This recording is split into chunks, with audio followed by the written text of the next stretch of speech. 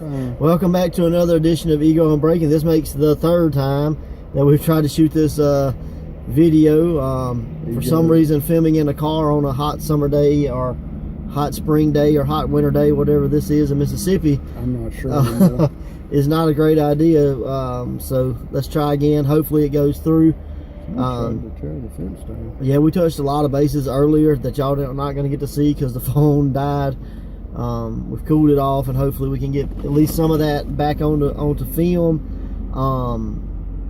We talked about what Paul Lee, Nature Boy Paul Lee. It doesn't Woo! So we'll give you a recap of what we talked about there.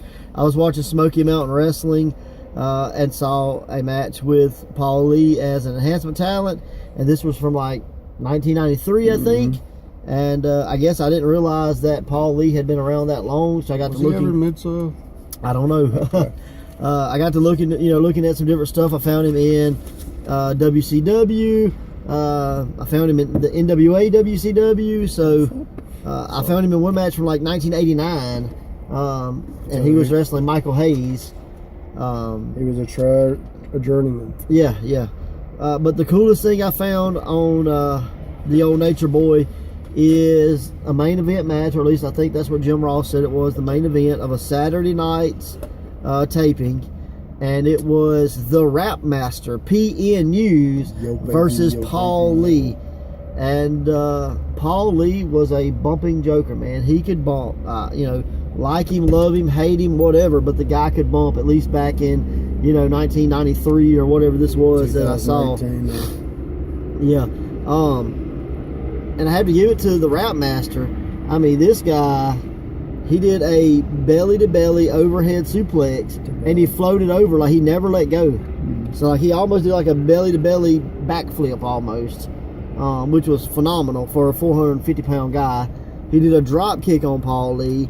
He did a splash off the top rope on Paul Lee. So for all you people that want to see Paul Lee get squashed, look up Rap Master PN News versus Paul Lee. Been phenomenal PN News. Yeah. See, I have a theory that PN stood for pretty nasty news, and if you teamed him with bad news, I mean, you have like the terrible news. Might have got over more and stuck around longer. Or it could be just news. Yeah. But that was pretty cool. I mean, I am a gimmicky guy, so you did get more gimmicky than PN News versus Paul Lee. Yeah. I also watched Paul Lee in a match where he teamed with Wild Bill Irwin against the Wild Eyed Southern Boys. So the Goon. Yeah, the Goon. And what made this really cool was that they were leading into a 6-man with the Wild Eyed Southern Boys and their partner versus Michael P.S. Hayes, Jimmy Jam Garvin, and Bobby Eaton. And what made this so crazy was like I could see P.S. Hayes, I could see Garvin, I could see Bobby Eaton kind of the tag team. What I couldn't see was the Wild Eyed Southern Boys and the Giant Gonzalez. What was his name in WCW? Elegante. Holy crap, what an oddball team of Elegante and the Wild Eyed Southern Boys. Wow, that's freaking crazy. If you want gimmicky, you got Elegante and the Wild Eyed Southern Boys. It ain't even more gimmicky than that. One guy that can't speak English at all. There you go. Yeah, so crazy. So I thought that was super cool in the world of Paul Lee, the Nature Boy. The real Nature Boy. Woo! But speaking of real Nature Boy, I also watched a video where Paul Lee had the real Nature Boy, Ric Flair, and Fifi come out to the ring with him. And Paul Lee's doing the Flair thing, and Flair goes, whoa. If you're going to do it right. So he tells him, don't say it like that, say it like this. And that was pretty cool. But the fact that then Flair went on to endorse him as like, hey, I'm 150 now. He's only 78, so he's still in the prime of his life. And later on, me and his mom's going to hang out and have a good time, if you know what I mean.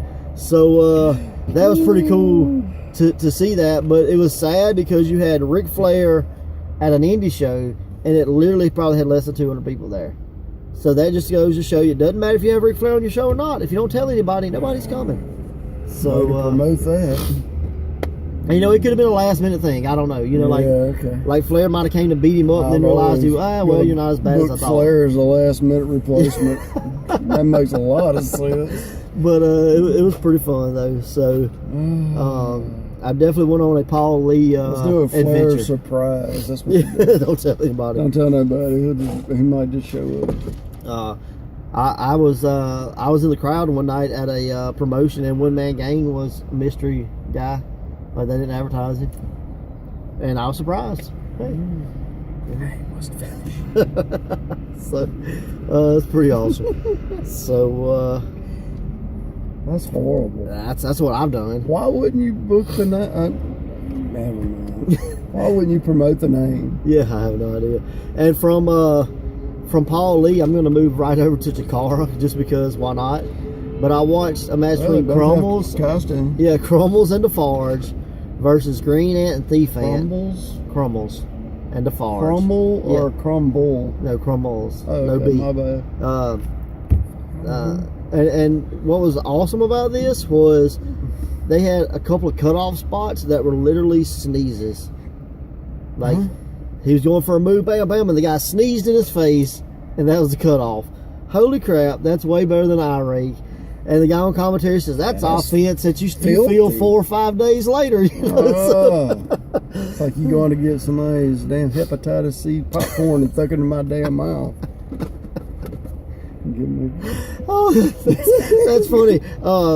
You're a fan of Shivani podcast, right? Yes. All right. What's happening when? He was going off the other day, and he said, you can't fake hepatitis. It was hepatitis. Damn sure strap throat. I legit had strap throat after you put that popcorn in my mouth. But he's like, holy crap, we're making a t-shirt that says you can't fake hepatitis. We need some t-shirts. I don't know if we can put a lot of mine up, but you know. Yeah. But it was pretty funny. It's been a pretty exciting week for me in wrestling. What have you watched? Ring of Honor and Backlash. All right, I know Backlash was great because you got to see your favorite heel, Roman Reigns, right? Yeah, I got to see the crowd walk away and chant, "Let's beat traffic." Let's beat traffic. Try that in the morning going to work, not at a wrestling show. So, that tells you all you need to know about Backlash. So, how was Ring of Honor? And when Nakamura and AJ Styles ends in a double dick kick, it's just not good. Double low blow. It's the same damn thing. Richard was nowhere in the building. So, it's Richard. A double Richard kick. I'm going to be like Jakar and go, you can't chant that. You can't chant that. So, so it sounds like an exciting Backlash. Everybody be sure to check that out. It's on the network for $9.99. If you're a fan of the chin lock, you go watch that pay-per-view. You're going to see plenty of chin locks. So I know we had talked about the Ring of Honor thing, and you ran down the matches, but I think some of the highlights of that conversation was Brian Milano's. Milano's. He caught a guy crossbody, then caught another guy crossbody, and gave them both the world's. Well, the one guy came off the damn top rope, bro, and he still caught him. And he was already holding the guy. Yeah. So the moral of the story is don't cross-body block a guy that caught a guy giving the cross-body block. No, because homeboy's going to give you the world's strongest slam and squish you like a roach. Yeah. Would you rather be the guy that got caught first or second? They both look painful. I think I'll take the second. Honestly, they both look painful. So if anybody wants to give us the world's strongest slam after catching the madman from the cross-body block and me off the top rope, we'll make it line that up for you. Okay. I will do that. You're going to jump off top rope. I ain't do it. Me and top rope don't get along. We'll see if you can be like Brian Milanos and continue standing. I'm top rope proof. Yeah. So and dive proof too. So. I know you were talking about an idea, and it's kind of a Mississippi WrestleCon type throwback show. Yeah, it's possible. A lot of Mid-South, but not just Mid-South, but guys that wrestled in and around basically Mississippi area is what I'd like to see. So like a Mississippi WrestleCon. You know, because so you could bring in guys like who? Jim Cornette, Hacksaw Jim Duggan, Jim Ross, the Rock and Roll Express, Tracy Smothers, Jake Roberts, Coco Beware, Mr. Hughes, Bill Watts, Sam Houston, Ted DiBiase, Magnum TA, Kamala, Pork Chop Cash, Bill Dundee, Adrian Street, Rick and Scott Steiner, the Iceman King Parsons, Shane Douglas, Animal, Missy Hyatt, Barbarian, Kevin Sullivan, Jimmy Hart, Jerry Lawler, and Buff. And more. And Disco Inferno. Yep. I forgot to say Disco Inferno. And, I love Disco Inferno, by the way. And you have a lot of other guys like that work kind of like the outlaw scene, that work those Pensacola, Mobile, Laurel, Meridian type events. And there's an old school fellow that works some of those events, like back through like Laurel and Hattiesburg and that kind of thing. And the old school Steve Starr, you could get him. I was wanting somebody. David Hodge. People were going to come see. What was I saying? David Hodge. Oh, David Hodge. Probably, he I think he was involved in those Laurel, Meridian, Waynesboro era. But I'm just saying that, like almost.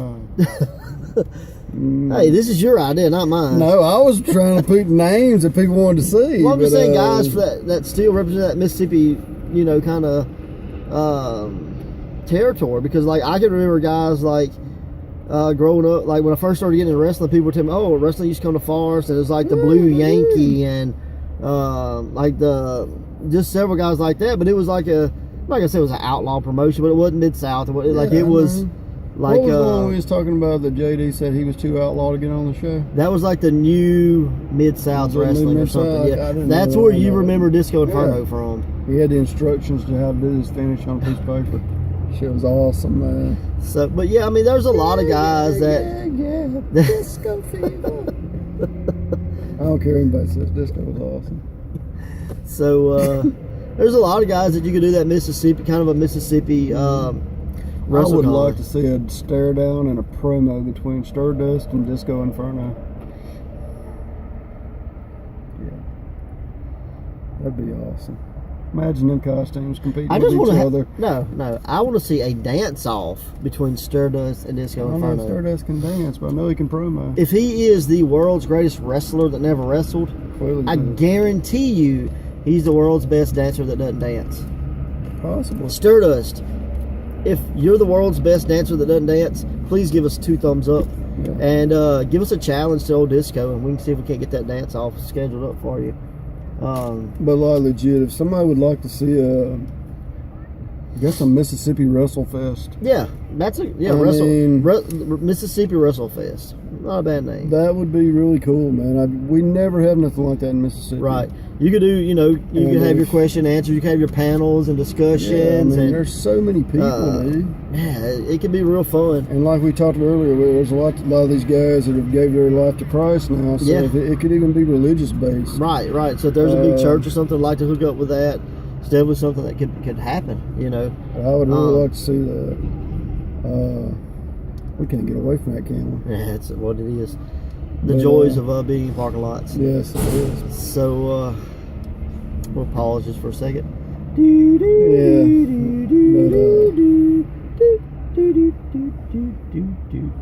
But we could do all that plus have an actually ego wrestling show to go behind it. But do all your stuff during the day, because some of these cats still wrestle, and you might get them involved in the actual Right, you could get like a Bill Dundee or Mr. Hughes or Coco Beware or Rock and Roll Express. Yeah. That would be fun. I would love to see Monty and Calvin versus Rock and Roll Express. And I know for a fact that's both of them's dream match. Right. So, but only if we can get Jim Cornette to manage Monty and Calvin. Yeah, he's not going to manage nobody no more. He said that. Everybody has a price. Just ask the $1 Million Man, who is also a Mississippi guy.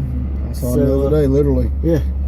So if we get both his sons. Yeah. So I mean, there's a lot of guys that are out there, but I think it could be a phenomenal idea. It's just like anything else. It takes money, it takes support, it takes planning and hours and hours and days and weeks and weeks of work. What is the page if you can get people to donate to? The GoFundMe type thing. The GoFundMe. If we start a GoFundMe, anybody that's interested in that, let me know, because I started if nobody'd be interested. Right. So comment down. Down blow below. that damn thing up. Hit the bell, ring it, share it, whatever. Yeah. And let's just see if we can make this reality. Right now it's just an idea, but it could be a fun one. Yeah. Now you got a show coming up, so let's talk about that. May 19th, Path to Pride 5. super big event. It's kind of our WrestleMania. It's where all our storylines either come to an end or kick off. And this year we were headlined by Federated Title match, Yes. which is kind of our it's our, I guess, organization we are endorsed by. Affiliated. Yeah, with. affiliated with. I know big words too. Yeah, man. a few of them, as long as they're wrestling related, huh? A lot of mine are 4 letters. We can't say. But we got the Federated champion Jon Davis. He's returning to Ego. He's been gone for a year. Yep. And he will be facing Jeff Cobb, who you've seen him in New Japan as Jeff Cobb. You've seen him on Lucha Underground under the mask as Matanza. So it's definitely a guy that you want to see. If you're not a pro wrestling fan, but you're an Olympic wrestling fan, he represented Guam in the Olympics. Sure. So under freestyle wrestling. So it's a little bit for everybody, and I promise you there's going to be at least one suplex in that match. I can almost guarantee it. And you get to find out if the wrestler that was the best wrestler that's never wrestled can wrestle for real. Right on. Sterdust and his Ursa Major, they have challenged the winners of the Stir Search who turned down being associated with Sterdust. It's a lot of stirs. But we're going to get to see that match, so we will find out if the world's greatest wrestler that has never wrestled will truly be the world's greatest wrestler after he wrestles. I got a question. Both them guys are pretty big, right? Sterdust and Ursa Major? Yes. Yes. Yeah. There's a reason he's Ursa Major, not Ursa Minor. Well, yeah, I can see that. But do you think either one of them can or will be suplexed by the Mightiest Duck or Priest? I'd say never in wrestling. How about Body Slam? I could Like see the Body Slam Challenge? Remember I that could match?